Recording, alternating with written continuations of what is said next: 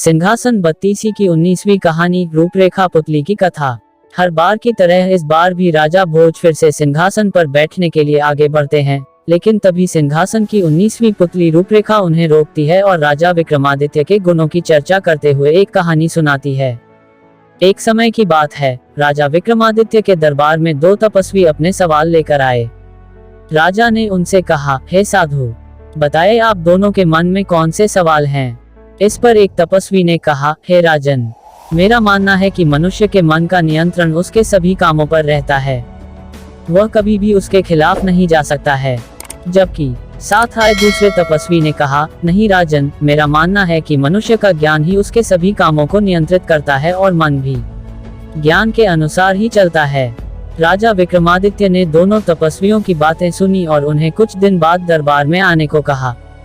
तपस्वियों के जाने के बाद राजा विक्रमादित्य दोनों सवालों के बारे में सोचने लगे और उन्हें ये सवाल बड़े अटपटे लगे। एक पल के लिए उन्होंने सोचा कि पहले तपस्वी का कथन सही है, मन सच में चंचल होता है और इंसान उसके वश में आसानी से आ जाता है। दूसरे ही पल राजा ने ज्ञान के बारे में सोचा। उन्हें लगा कि दूसरे तपस्वी की बातें भी सही है, इंसान अपने मन की करने से पहले जरूर सोचता है और तभी निर्णय लेता है, ऐसे तो ज्ञान मन से ज्यादा प्रभावी है।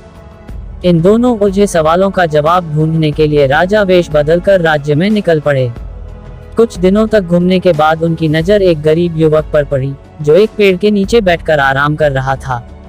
उस युवक के बगल में उसकी बैलगाड़ी खड़ी थी। राजा विक्रमादित्य उस युवक के पास गए और उन्होंने उस युवक को पहचान लिया। पेड़ के नीचे बैठा वह युवक उनके दोस्त सेठ गोपाल दास का छोटा बेटा था। राजा को याद आया कि उनका दोस्त तो एक बहुत बड़ा व्यापारी था, जिसने खूब सारा धन कमाया था, लेकिन उनके छोटे बेटे की हालत देखकर महाराजा विक्रमादित्य सोच में पड़ गए। उन्होंने उस युवक से पूछा, बालक, तुम्हारा ये हाल कैसे हो गया? तुम्हारे पिता ने तो मरने से पहले सारा धन तुम दोनों भाइयों में बांट दिया था। तुम्हें तो इतना धन मिला होगा कि तुम्हारी जिंदगी आसानी से कट सकती थी, लेकिन तुम तो गरीब नजर आ रहे हो। इस पर युवक ने कहा, पिता द्वारा धन बांटने के बाद उसके भाई ने बड़ी समझदारी के साथ धन का उपयोग किया। उसने अपने मन की चंचलता को शांत रखकर जरूरतों के हिसाब से पैसे खर्च किए, साथ ही दिन रात मेहनत की और अपने व्यापार को आगे बढ़ाया। लेकिन मैंने धन को केवल बुरी आदतों को पूरा करने के लिए इस्तेमाल किया। मैंने जरा सी भी सूझबूझ नहीं दिखाई। धन के नशे में मैं इतना चूर हो गया था कि अपने भाई के दिए हुए ज्ञान को समझ ना पाया और आज मेरी यह हालत है। युवक ने आगे कहा, अपने चंचल मन को नियंत्रित न कर पाने के कारण मैं 1 साल के अंदर ही कंगाल हो गया। आज मैं दर दर की ठोकरें खाता फिर रहा हूँ, लेकिन मुझे अपनी गलती का एहसास हो गया है। पूरी बात सुनकर राजा विक्रमादित्य ने युवक से पूछा, क्या दोबारा धन मिलने पर तुम फिर से अपने मन का ही सुनोगे? युवक ने कहा, नहीं, अब ऐसा कभी नहीं करूँगा।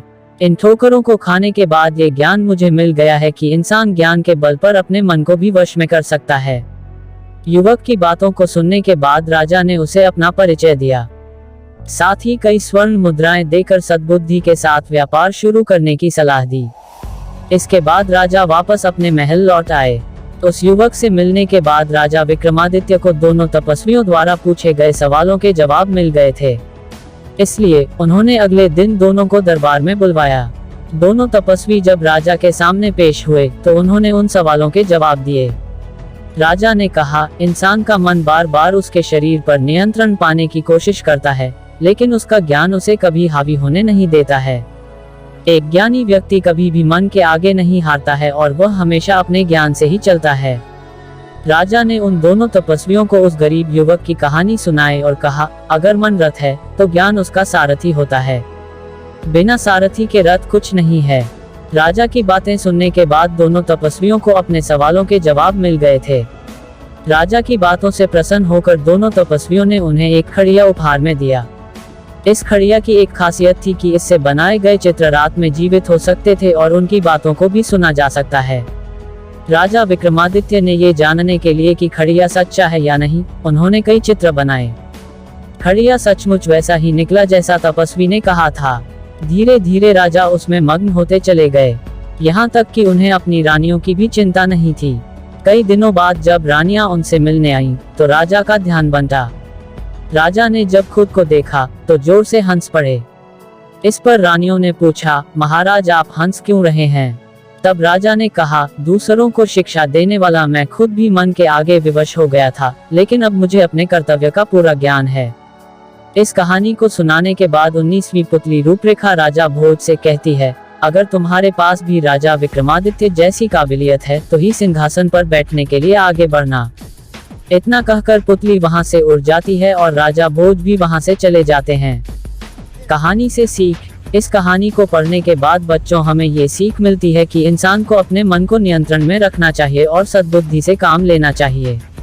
ऐसा नहीं करने वाला इंसान बर्बादी की तरफ ही बढ़ता है।